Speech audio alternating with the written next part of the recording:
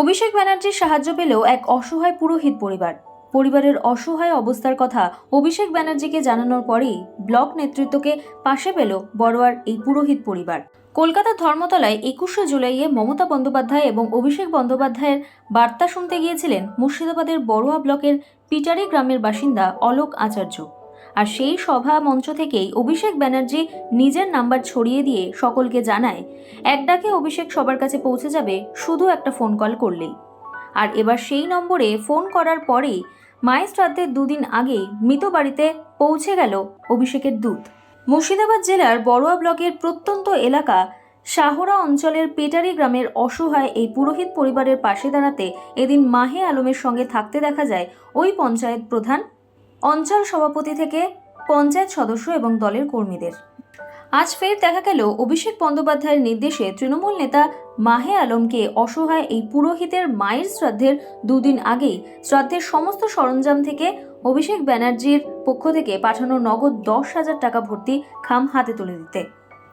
মুর্শিদাবাদ জেলার বড়োয়া ব্লকের প্রত্যন্ত এলাকা শাহরা অঞ্চলের পেটারি গ্রামের অসহায় ওই পুরোহিত পরিবারের পাশে দাঁড়াতে এদিন মাহে আলমের সঙ্গে থাকতে দেখা গেল ওই পঞ্চায়েতের প্রধান, অঞ্চল সভাপতি থেকে পঞ্চায়েত সদস্য এবং দলের কর্মীরা। আমরা মানুষের কাজ করার জন্য, যেমন আজকে সারা বাংলায় অভিষেক বন্দ্যোপাধ্যায় পাহাড় থেকে সমতল প্রত্যেকটা মানুষের পাশে অভিষেক বন্দ্যোপাধ্যায় যেভাবে তার প্রতিনিধি বা তার নেতৃত্বরা মানুষের দুয়ারে দুয়ারে পৌঁছে গিয়ে সাধারণ মানুষের, বিপদগ্রস্ত মানুষের পাশে যেভাবে দাঁড়াচ্ছে, ঠিক একইভাবে আজকেও আপনারা দেখতে পাচ্ছেন। আজকে এই শাওড়া অঞ্চলে আবারও পেটারি গ্রামে এই বাড়িতে আমাদের ইনার মা অলোক আচার্য, ইনার মা কিছুদিন আগে মারা গিয়েছেন। তো এখানকার আমাদের প্রধান আছে, অঞ্চল সভাপতি আছে, ইনারা আমাদের খবর দেয়, জানানো হয় যে ওই পরিবারকে যদি কোনো আর্থিক সহযোগিতা বা কোনো সহযোগিতা করা যায় সেই জন্যেই। তো আজকে আমরা আমাদের নেতা অভিষেক বন্দ্যোপাধ্যায়ের নির্দেশ মতো, তাই অভিষেক বন্দ্যোপাধ্যায়ের পক্ষ থেকে আজকে কিছু তাদের সৎ কাজের জন্যে কিছু চাল ডাল ইত্যাদি যেমন তাদের হাতে তুলে দেওয়া হলো, এবং অভিষেক বন্দ্যোপাধ্যায়ের পক্ষ থেকে আজকে তাদেরকে কিছু আর্থিক সহযোগিতা আমরা আমাদের নেতা অভিষেক বন্দ্যোপাধ্যায়ের পক্ষ থেকে ইনাদের হাতে তুলে দেওয়া হলো। কারণ আমরা চাই সব সময়, আমরা যখন রাজনীতি করি, রাজনীতির মেন আগানা হচ্ছে মানব ধর্ম, মানুষের সেবা করা। যখন একজন রাজনীতিক নেতা সে যখন কাজ করে, তার প্রথম কাজ হয় আগে আমরা যখন মানুষকে নিয়ে আমাদের যেহেতু কাজ, তাই মানুষের সেবা করাই আমাদের প্রথম কাজ।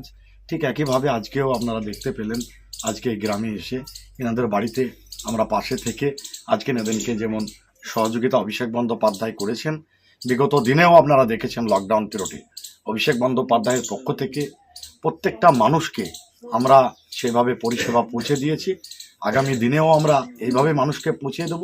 কারণ আমরা যখন কাজ করি, আমাদের সেনাপতি হচ্ছে অভিষেক বন্দ্যোপাধ্যায়, সেই সেনাপতির নির্দেশটা আমরা মান্যতা দিয়ে অভিষেক বন্দ্যোপাধ্যায়ের বার্তাকে আমরা মানুষের কাছে গ্রামগঞ্জে পাড়ায় পাড়ায় আমরা অভিষেক বন্দ্যোপাধ্যায়ের যে নীতি আদর্শ, যে বার্তা, সেটা আমরা মানুষের কাছে পৌঁছে দিই। এবং অভিষেক বন্দ্যোপাধ্যায়ের পক্ষ থেকে যে আর্থিক সহযোগিতা আজকে এনাদের করা হলো, বিগত দিনেও করেছি, আগামী দিনেও আমরা এই সমস্ত মানুষের পাশে থেকে এইভাবে কাজ করে যাব। ব্যানার্জি মানুষের, দরিদ্র মানুষের পাশে যে দাঁড়িয়েছেন, এটা নিয়ে মানে দ্বিতীয় কোনো কথা হওয়ার কোনো ব্যাপারই না। কিন্তু এর প্রকল্পটা খুবই ভালো প্রকল্প, এবং উনি যে উদ্যোগটা নিয়েছেন, এটা খুবই একটা ভালো উদ্যোগ। আমার নাম শ্রী অলোক আচার্য, গ্রাম পেটারি, পোস্ট সেনাই, থানা বড়োয়া, জেলা মুর্শিদাবাদ। আমি আমার দিক থেকে একটা কথাই বলতে চাই। গত 18ই কার্তিক আমার মা মারা গেছেন।